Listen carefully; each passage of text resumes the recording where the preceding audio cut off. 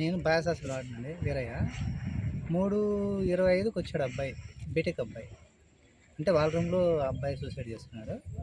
నాకు వచ్చి విషయం చెప్పాడు. నేను పైకి వెళ్ళాను. ఫస్ట్ ఫ్లోర్లో ఉన్నాను అనమాట. నేను ఉండేది క్యాబిన్ కింద, గ్రౌండ్ ఫ్లోర్. పైకి పోయి చూస్తే వేలాడుతున్నాడు.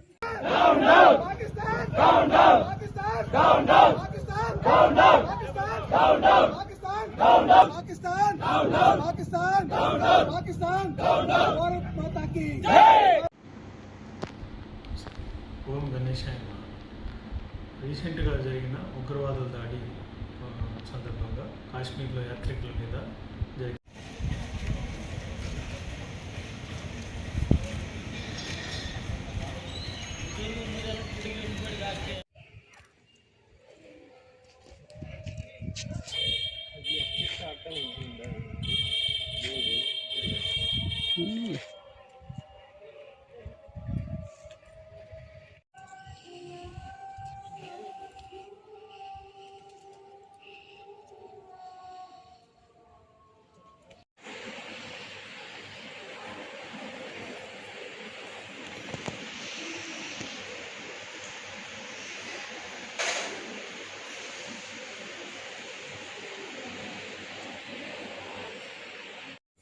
నేను బాయసాసులు వాడినండి వీరయ్య.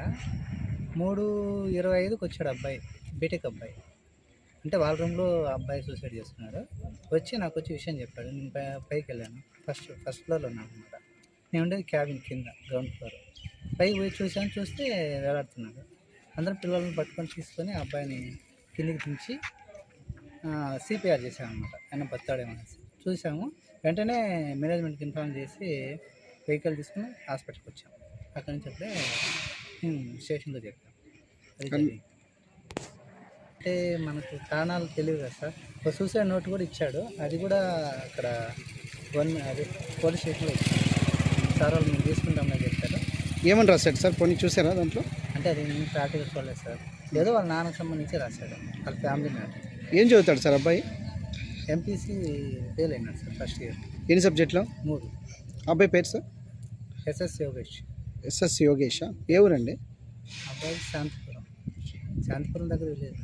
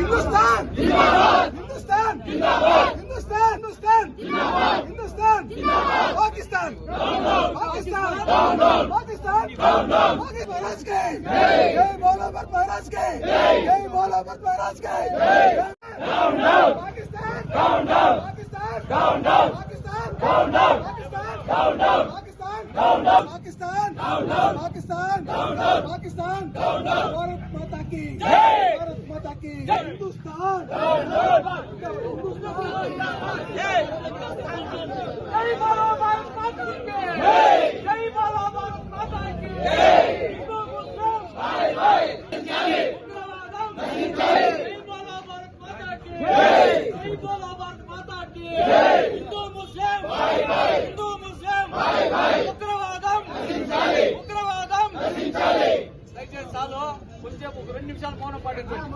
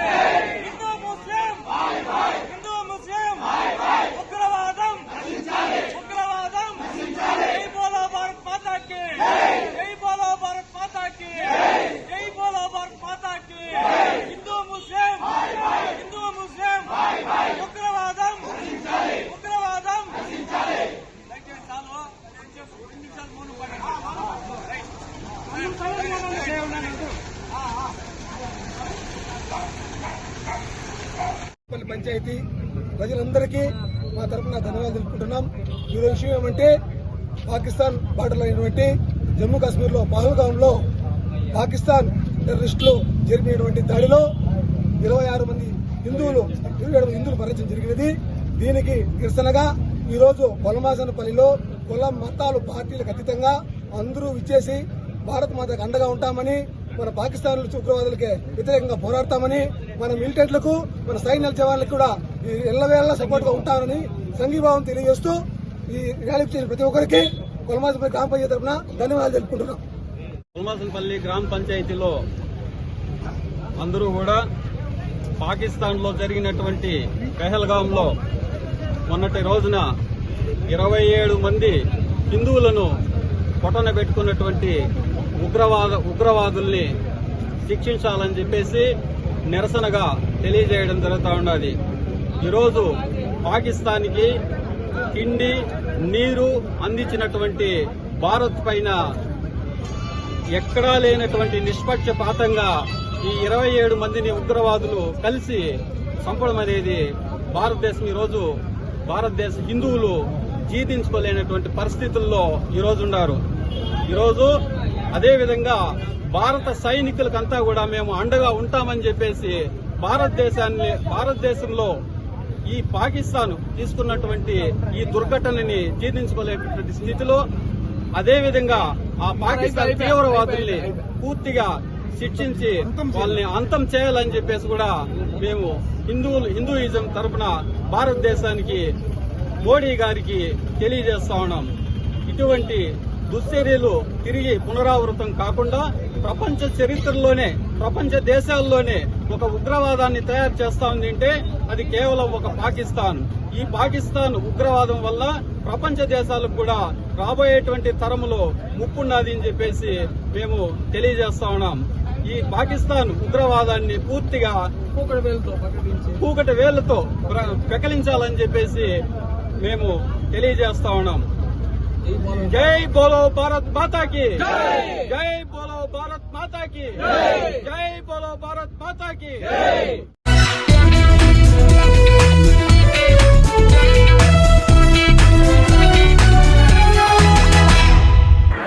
మహామంగళ హారతి మరియు కుంభహారతి జరుపును. టికెట్ ధర 200 రూపాయలు. ఒక టికెట్పై ఒకరికి మాత్రమే అనుమతి.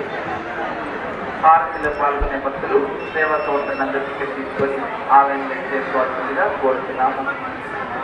ఉదయం 7:30 పాలాభిషేకం పాలు భక్తులే తీసుకెళ్లాలి. పాలాభిషేకం టికెట్ సేవల్లో పాల్గొనే భక్తులు ప్రతి ఒక్కరూ సాంప్రదాయ దుస్తులతోనే వెళ్ళవలసిందిగా కోరుతున్నాము. ఉదయం 7 గంటల నుంచి 8 గంటల వరకు మరియు 8 గంటల నుంచి 9 గంటల వరకు స్వామివారికి ప్రత్యేకించి ఏదో ఒక ఆటంకం అన్ని విఘ్నాలను అధిగమించాలంటే మనం గణపతిని అగ్నియుక్తంగా పూజించాలి, అంటే హోమం చేసుకోవాలి. భక్తుల సేవ 7 గంటల నుంచి మొదటి బ్యాచ్, 8 గంటల నుంచి 9 గంటల వరకు రెండవ బ్యాచ్ జరుగుతుంది. తదుపరి ఉదయం 10 గంటల నుంచి 11 గంటల వరకు ధర 1116. టికెట్ కావాల్సిన వారు ఆశీస్సులో పాల్గొని స్వామివారి కృపకు పాత్రలు కావాలని తెలియజేయడమైంది. ప్రతిరోజు ఉదయం 9 నుండి 12 లోపల దేవస్థానం ఈ టికెట్ కావలసిన వారు ఆర్జీ సందేవ కౌన్సిల్ని సంప్రదించగలరు. పూజ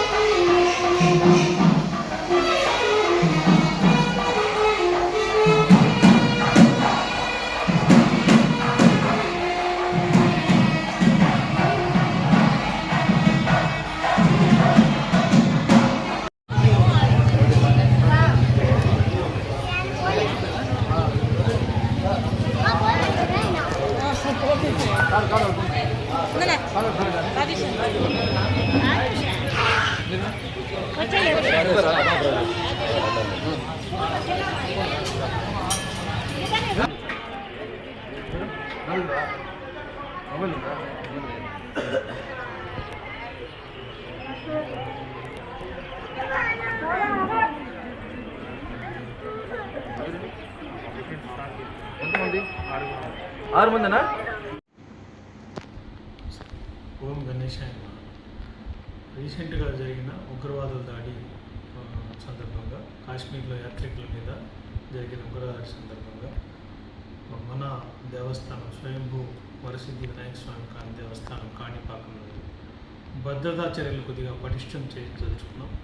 ముఖ్యంగా ఆల్రెడీ మనకి BD team, bomb detection and disposal team ద్వారా పోలీస్ డిపార్ట్మెంట్ నుంచి మనకి already round the clock team పనిచేస్తుంది.